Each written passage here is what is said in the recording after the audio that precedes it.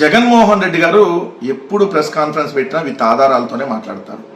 ఎవరి మీద ఎక్కడా కూడా వ్యక్తిగత విమర్శలు చేయరు. ఇదిగోండి విత్ ప్రూఫ్ ఆర్బీఐ లెక్కలు, కాగ్ లెక్కలు, బడ్జెట్ లెక్కలు, ఇవే కేంద్ర ప్రభుత్వం ఇచ్చినటువంటి ఏదైతే పార్లమెంట్లోనో, అసెంబ్లీలో, అదే పార్లమెంట్లోనో, రాజ్యసభలోనో ఇచ్చినటువంటి దాన్ని బట్టే మాట్లాడతారు. కానీ జగన్ గారు మాట్లాడిన తర్వాత ఏ ఒక్క తెలుగుదేశం పార్టీకి సంబంధించిన వాళ్ళు కానీ, కూటమి పార్టీల్లో ఉన్నటువంటి వాళ్ళు కానీ ఆయన మీద వ్యక్తిగత విమర్శలు తప్ప ఏ రోజు దానికి కౌంటర్గా ఇదిగోండి విత్ ఆధారం మీరు మాట్లాడింది లెక్క తప్పని కానీ ఎక్కడ చెప్పరు వాళ్ళు. ఎందుకంటే వాళ్ళ దగ్గర ఏమి ఉండదు, వాళ్ళు చెప్పే మొత్తం అబద్ధాలు కాబట్టి. యాస్టీజ్గా కేంద్ర మంత్రి పెమ్మసాని చంద్రశేఖర్ నోటికి ఏదొస్తే అది వాగటం మొదలుపెట్టాడు. నిన్న జగన్ గారు అందేంటి, మీ చంద్రబాబు నాయుడు గారి మైండ్ సెట్ అంటాడుతో చెప్పాడు. అవును కదా, కొత్తగా చెప్పేదే ఉంది. చంద్రబాబు నాయుడు మైండ్ సెట్ పిల్లనిచ్చినటువంటి మామకి కసా వెన్నుపోటు పొడిచి పార్టీని లాక్కున్నటువంటి మైండ్ సెట్. ఏదైతే మీ క్యాబినెట్లో ఉన్నటువంటి మంత్రి నాదెండ్ల మనోహర్ గారి తండ్రి నాదెండ్ల భాస్కర్రావు చెప్పాడు, తిరుపతి రైల్వే స్టేషన్లో జేబులు కొట్టేవాడని వచ్చింది రిపోర్టు చంద్రబాబు నాయుడు మీద అని చెప్పి. నేను అంటల్లా, ఎందుకంటే నాకు తెలియదు, ఆయన చెప్పిందే నేను చెబుతున్నా. సో మీ చంద్రబాబు నాయుడు గారి మెంటాలిటీ గురించి మనం కొత్తగా చెప్పేదే ఉంది. ఎంత నీచమైనటువంటి మెంటాలిటీ, అలాంటి వెన్నుపోటు మెంటాలిటీయో, వాడుకొని వదిలేసేటటువంటి మెంటాలిటీ కదా. ప్రజలను కూడా అలానే వాడుకొని వదిలేస్తాడు కదా, కొత్తగా చెప్పేదే ఉంది. నువ్వు అనుకుంటే అంట జగన్ గారిని ఒక మాటతో చంపేస్తామంట.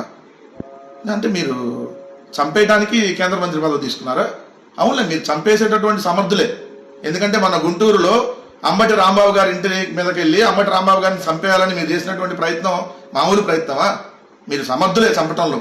మీ తెలుగుదేశం పార్టీలో ఉన్నవాళ్ళు చంపటంలో, చంపించటంలో సమర్థులు. అందుకనే కదా మీకు అధికారం ఇచ్చింది. రెడ్ బుక్ అనేటటువంటి పిచ్చి కుక్కను అడ్డం పెట్టుకొని మీరు చేస్తున్నటువంటి దమనకాండ ఈ రాష్ట్రంలో జంగిల్ రాజపాలన మర్చిపోయారు అనుకుంటున్నారా? కానీ అన్నిటికీ ఒక రోజు వస్తుంది. పెమ్మసాని చంద్రశేఖర్ గారు, మీరు డబ్బు ఉందన్నటువంటి అహంకారంతో, ఏదైతే కేంద్ర మంత్రి పదవి ఉందన్నటువంటి బలుపుతో ఇష్టం వచ్చినట్టుగా నోటికి ఏదొస్తే అది మీరు వాగుతున్నది. జగన్మోహన్ రెడ్డి గారిని ఒక మాటతో చంపేస్తారా? ఇప్పుడు దాకా చంపుతున్నారు కదా అందరూ మీరు, అలానే జగన్ గారిని కూడా చంపేద్దామనే.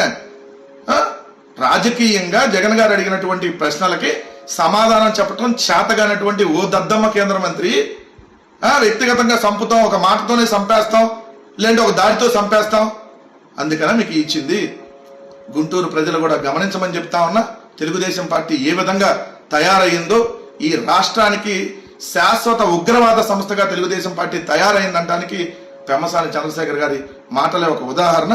పెమ్మసానికి రానున్న రోజుల్లో తగిన బుద్ధి అదే గుంటూరు జిల్లా ప్రజలు ఏదైతే ఆ ఘాటుని అమెరికాకి పరిగెత్తేదాకా ఆ ఘాటుని రుచి చూపిస్తారన్న విషయం పెమ్మసాని గుర్తుపెట్టుకోమని మాత్రం హెచ్చరిస్తా ఉన్నాం.